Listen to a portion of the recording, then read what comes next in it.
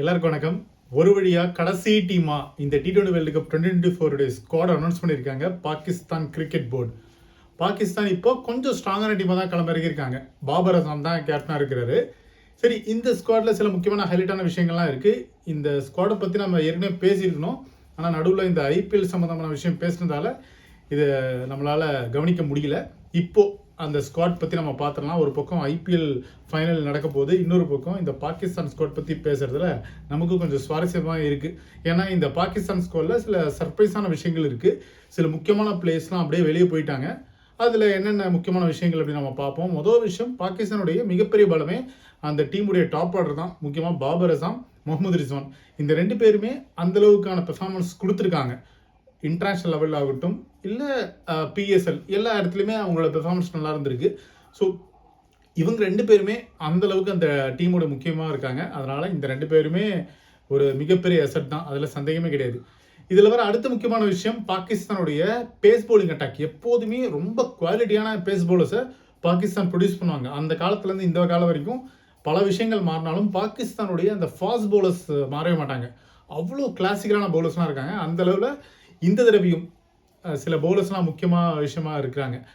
இதில் என்ன ஒரு சர்ப்ரைஸான விஷயம் அப்படின்னு பார்க்கும்போது, ரெண்டு முக்கியமான பிளேயர்ஸ் ரிட்டையர்மெண்ட்லேருந்து அப்படியே உள்ளே வந்துட்டாங்க. ஒருத்தவர் இமாத் வாசிம், இன்னொருத்தவர் முகமது அமீர். பல வருஷங்களுக்கு அப்புறமா முகமது அமீர் ஒரு ப்ராப்பரான ஐசிசி டோர்னமெண்ட்குள்ளே அடியெடுத்து வைக்கிறாரு. அதே மாதிரி இமாத் வாசிமும் ரிட்டையர்மெண்ட்லாம் பண்ணிட்டாரு. ஆனால் அதுக்கு ஒரு யூட்டர்ன் போட்டு இப்போ உள்ளே வந்திருக்காரு. இது இல்லாமல் இந்த ஸ்குவாடில் ரொம்ப கவனிக்கப்பட வேண்டிய விஷயம் என்னன்னு பார்த்தீங்கன்னா, நிறைய பிளேயர்ஸ்க்கு இந்த T20 வேர்ல்டு கப் 2024 வாய்ப்பு தந்திருக்காங்க. அவங்கெல்லாம் தங்களுடைய வேர்ல்டு கப்பை சந்திக்க போகிறாங்க. இதில் அப்ரர் அகமது, அசம் கான், முகமது அப்பாஸ் அஃப்ரிடி, சயீம் அயூப் மற்றும் உஸ்மான் கான், இவங்க எல்லோருமே தங்களுடைய வேர்ல்டு கப் விளையாட போகிறாங்க. சரி, இதில் வர அடுத்த முக்கியமான விஷயம், போன T20 வேர்ல்டு கப் ஸ்குவாட்லேருந்து இந்த T20 வேர்ல்டு கப் ஸ்குவாடு பார்க்கும்போது நிறைய வித்தியாசங்கள் இருக்குது. அதாவது கிட்டத்தட்ட 8 பிளேயர்ஸ் அந்த டீம்லேருந்து இங்கே வரைக்கும் அப்படி நீக்கப்பட்டிருக்காங்க. இதில் ஷான் மசூத், ஆசிஃப் அலி, ஹைதர் அலி, குஸ்தில் ஷா, முகமது நவாஸ், முகமது ஹாரிஸ், முகமது ஹொஸ்னைன் மற்றும் முகமது வாசிம் ஜூனியர், இந்த 8 பேருமே போன T20 வேர்ல்டு கப் 2022 இருந்தாங்க. ஆனால் இப்போ யாருமே இந்த வேர்ல்டு கப்பில் இல்லவே இல்லை. ஸோ அது ஒரு வித்தியாசமாக இருக்குது. ஏன்னா அந்த வேர்ல்டு கப்புக்கு இந்த வேர்ல்டு கப்புக்கும் மிகப்பெரிய அளவில் வித்தியாசம் இருக்குது. கோர் டீமே மாற்றிருக்காங்க. இதில் இன்னொரு முக்கியமான விஷயங்க என்னென்னா, இந்த T20 வேர்ல்டு கப்புக்கு முன்னாடி பாகிஸ்தான் ஒரு ஸ்குவாடை அனௌன்ஸ் பண்ணாங்க, அயர்லாந்து மற்றும் இங்கிலாந்துக்கான ஸ்குவாடை. அதில் இருந்த ஒரு கோர் டீமை தான் இங்கே கொண்டு வந்திருக்காங்க. ஸோ எதுவுமே வெளியிலேருந்து யாருமே உள்ளே வரல, வேற ஒரு பெர்ஃபார்மன்ஸ் மூலமாகவோ எதுவுமே உள்ளே வரல. வெறும் இந்த ஸ்குவாடை வச்சு அவங்க ஷார்ட் லிஸ்ட் பண்ணி உள்ளே கொண்டு வந்திருக்காங்க. அதே மாதிரி இந்த ஸ்குவாட்டில் இன்னொரு முக்கியமான விஷயம், வைஸ் கேப்டனை அவங்க அறிவிக்கவே இல்லை. ஏன்னா சில பல செய்திகள்லாம் உலா வந்துட்டு இருந்தது. அதாவது பாகிஸ்தான் கிரிக்கெட் போர்டுக்குள்ளேயே நிறைய பஞ்சாயத்துகள் இருந்ததாகவும், பாகிஸ்தான் கிரிக்கெட் போர்டுக்கும் செலக்டர்ஸ்க்குமே சில ப்ராப்ளம் இருந்ததாகவும் சில விஷயங்கள்லாம் சொன்னாங்க. அதனால் ஷஹீன் ஷா அஃப்ரிடியை தான் ஃபஸ்ட் ஆக்சுவலாக வைஸ் கேப்டனாக போடுறதா இருந்ததாக சொன்னாங்க. அவர் அந்த பதவியை ஏற்க மறுத்துட்டாரு அப்படின்ற மாதிரி விஷயங்கள்லாம் சொல்லப்பட்டிருக்கு. இது எந்த அளவுக்கு உண்மைன்னு தெரில. அந்த பாகிஸ்தான் கிரிக்கெட் போர்டே அதிகாரப்பூர்வமாக சொன்னால் மட்டுமே இது நமக்கு தெரிய வரும். ஸோ இப்போதைக்கு இந்த டீமில் வைஸ் கேப்டன் அப்படின்னு யாருமே இல்லை. இது எல்லாத்தோட ஒரு முக்கியமான விஷயம், டிராவலிங் ரிசர்வ் பிளேயர்ஸ் யாருமே இந்த டீமில் அறிவிக்கப்படலை. சரி, இந்த ஸ்குவாடில் இன்னும் முக்கியமான கவனிக்கப்பட வேண்டிய விஷயம் என்னன்னு பார்த்தீங்கன்னா, 4 முக்கியமான டாப் பெர்ஃபார்மர்ஸ் இந்த டீமில் இல்லை. அந்த லிஸ்ட்டை நம்ம பார்த்துருவோம். உண்மையிலே கொஞ்சம் சர்ப்ரைஸாக தான் இருக்குது. அவங்கள ஏதாவது டிராவலிங் ரிசர்வ் பிளேயராக கூட உள்ளே கொண்டு வந்திருக்கலாமோ அப்படின்ற மாதிரியான விஷயம்லாம் தோணுது. அது யார் நம்ம பார்த்துடலாம். சரி, இதில் வர முதல் பிளேயர் யாருன்னா ஹாசன் அலி. இந்த வேர்ல்டு கப்பில் இல்லாதது கொஞ்சம் ஆச்சரியமான விஷயம் தான். இவர் வார்விக்ஷயர் டீமுக்காகலாம் விளையாடினாரு. அதுக்கப்புறமா பிஎஸ்எல் இவருடைய பெர்ஃபார்மன்ஸ் நல்லா இருந்திருக்கு. இவருடைய பவுலிங் ரொம்ப மிகப்பெரிய plus point. Pace bowling line லென்த்தோட கரெக்டாக போடுவார். சரி, இவர் ஏன் டீமில் இல்லாததுக்கான காரணம் அப்படின்னு பார்க்கும்போது, முக்கியமான ஒரு ஆள் ரிட்டர்ன் ஆயிருக்காரு. அவர் தான் ஹாரிஸ் ராஃப். ஹாரிஸ் ராஃப் இன்ஜுரியிலிருந்து ரிட்டர்ன் ஆன காரணத்தால் இவருக்கு அந்த வாய்ப்பு மறுக்கப்பட்டிருக்கு அப்படிதான் தோணுது. ஏன்னா ஹாரிஸ் ராஃபை தாண்டி வேற எந்த பிளேயருமே யோசிக்க முடியாது. அவர் ஏற்கனவே நல்ல சம ஃபார்மில் இருந்தார். ஆனால் அவருக்கு இன்ஜுரி ஆகிடுச்சு. நிறைய இன்ஜுரி ஆன காரணத்தால் சரியாக விளையாட முடியல. அதனால் அவர் ஃபிட் ஆவாரா மாட்டாரா, மேட்ச் ஃபிட் ஆவாரா அப்படின்ற கேள்வி இருந்தது. கடைசியாக பாகிஸ்தான் கிரிக்கெட் போர்டே அறிவிச்சிட்டாங்க அவர் ஃபிட் ஆகிட்டார் அப்படின்னு. சீக்கிரமாகவே அவர் மேட்ச் ஃபிட் ஆகி உள்ளே வரதுக்கான வாய்ப்பு இருக்குது. மேபி ஒரு மேட்ச் மிஸ் ஆகலாம்.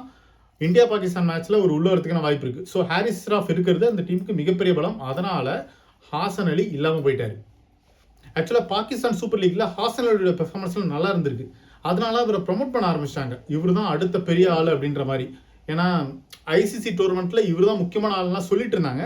கடைசியாக இவர் இப்போ இந்த டீமில் இல்லை. இதில் வர அடுத்த பிளேயர் சல்மான் அலியாகா. உண்மையிலேயே இந்த லிஸ்ட்டில் இவர் இருக்கிறது கொஞ்சம் ஆச்சரியமான விஷயம் தான். எதுக்கு இவரை தூக்குனாங்க அப்படின்ற ஒரு கேள்வி இருக்குது. ஏன் அப்படின்னா இஸ்லாமாபாத் யுனைடெட்காக பிஎஸ்எல் இவருடைய பெர்ஃபார்மன்ஸ் அவ்வளோ சூப்பராக இருந்தது. மிடில் ஆர்டரில் இவருடைய பெர்ஃபார்மன்ஸ் உண்மையிலேயே ரொம்ப ப்ராமிசிங்காக இருந்தது.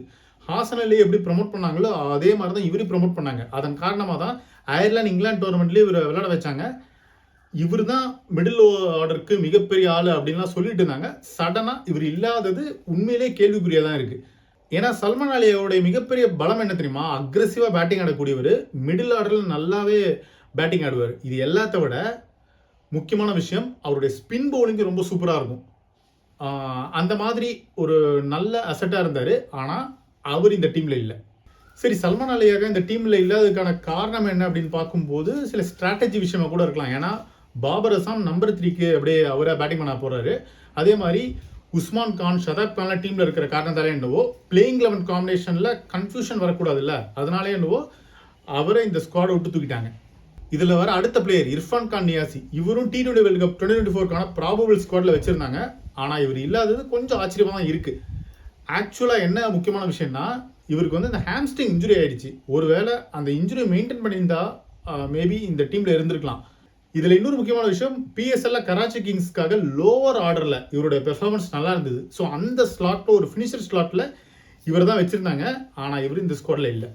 ஆக்சுவலாக அயர்லாந்து மற்றும் இங்கிலாந்து டோர்னமெண்ட்டோடைய ஸ்குவாடில் இவர் இருந்தார். ஆனால் பிளேயிங் 11 இல்லவே இல்லை. அது ஒரு மிகப்பெரிய கேள்விக்குறியாக இருந்தது. சரி, இர்ஃபான் கானுடைய ரோல் வந்து ஃபினிஷர் தான். அப்படி பார்க்கும்போது அவரை தாண்டி அசாம் கான், இஃப்திகர் அகமது இந்த 2 பேருமே ஹார்ட் ஹிட்டர் பேட்டராக இருக்காங்க. அவங்களும் ஃபினிஷர் ரோலில் தான் இருக்காங்க.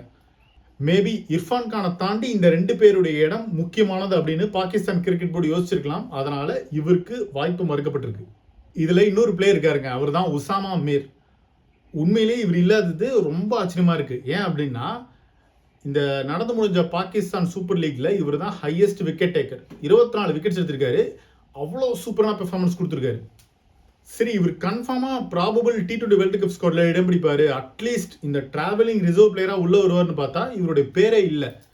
விஷயம் என்னென்னா இந்த நியூசிலாண்டுக்கு எதிரான ஒரு டோர்னமெண்ட் நடந்தது. அந்த டோர்னமெண்ட்லேயே வந்து இவருடைய பேர் இல்லை. அதுக்கப்புறமா இவர் இந்த வேர்ல்டு கப் ஸ்குவாட்லேருந்து அப்படியே ட்ராப் பண்ணிட்டாங்க. ஸோ இவருக்கு பதிலாக தான் செலக்டர்ஸ் அப்ரர் அகமத் மற்றும் ஷதாப் கானை அப்படியே உள்ளே கொண்டு வந்தாங்க. ஏன்னா இந்த 2 பேருமே நல்ல ஸ்பெஷலிஸ்ட் ஸ்பின்னர்ஸாக இருக்காங்க. இது இல்லாமல் இமாத் வாசிம், இஃப்திகர் அகமத் மாதிரியான ஸ்பின் பவுலிங் ஆல்ரவுண்டர்ஸ்லாம் இருக்கிற காரணத்தால் உசாமா மீருக்கு வாய்ப்பு மறுக்கப்பட்டிருக்கு. சரி, இந்த 2024 T20 வேர்ல்டு கப்புக்கான பாகிஸ்தான் டீமுடைய ஃபுல் ஸ்கோரை பார்த்துடலாம். இதில் பாபர் அசாம் கேப்டனாக இருக்க போகிறாரு. இவரோட சைம் அயூப், முகமது ரிஸ்வான், ஃபேக்கர் ஜமான், ஆசம் கான், உஸ்மான் கான், இஃப்திகர் அகமத், இமாத் வாசிம், ஷஹின் ஷா அஃப்ரிடி, ஷதாப் கான், முகமது அமீர், அபாஸ் அஃப்ரிடி, நசீம் ஷா, ஹாரிஸ் ராஃப் மற்றும் அப்ரர் அகமது இருக்காங்க. ஸோ இதுதான் T20 வேர்ல்டு கப் 2024க்கான பாகிஸ்தானுடைய ஃபுல் ஸ்குவாட்.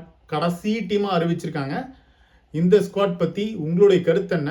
இதில் எந்தெந்த பிளேயர்லாம் ஒர்த்தான பிளேயர், யாரெல்லாம் வந்து எடுத்துருக்க தேவையில்லை அப்படின்னு நீங்கள் நினைக்கிறீங்கன்னு கமெண்ட் செக்ஷனில் கமெண்ட் பண்ணுங்கள். அப்புறமா இந்த வேர்ல்டு கப்பில் பாகிஸ்தான் டீம் எது வரைக்கும் போவாங்க, எந்த ஸ்டேஜ் வரைக்கும் போவாங்க, அந்த செமிஃபைனல் வரைக்கும் வருவாங்களா இல்லையா அப்படின்னு நீங்கள் பதிவு பண்ணுங்கள். இது ஒன் இண்டியாவுக்காக ஆனந்தன்.